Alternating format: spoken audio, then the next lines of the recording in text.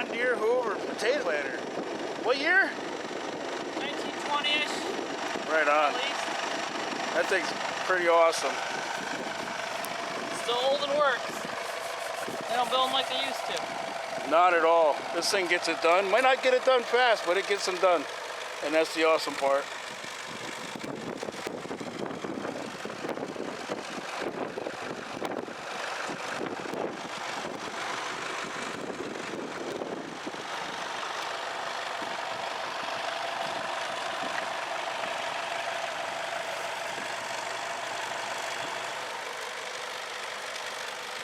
Such a cool planter. What a cool machine right there. Now we're gonna get it working in action here.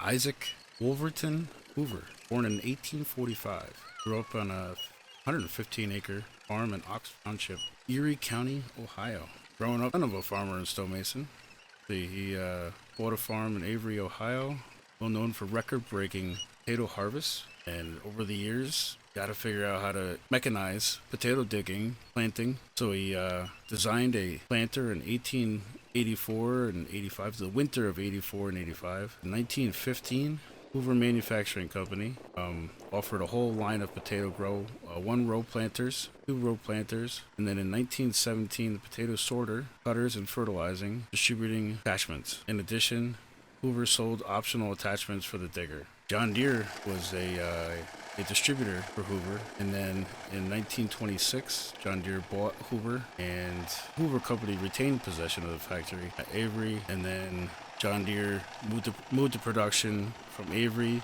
to a subsidiary in Syracuse, New York, called Chilled Plow Company for a short time, it says. Deere marketed the digger as a John Deere Hoover potato digger. Isaac Hoover made a difference in potato farming by, inventing and manufacturing the equipment, and he lived a nice, looks like a nice, awesome life until he died in 1941, age 96. So pretty cool. A little bit of history on the John Deere Hoover.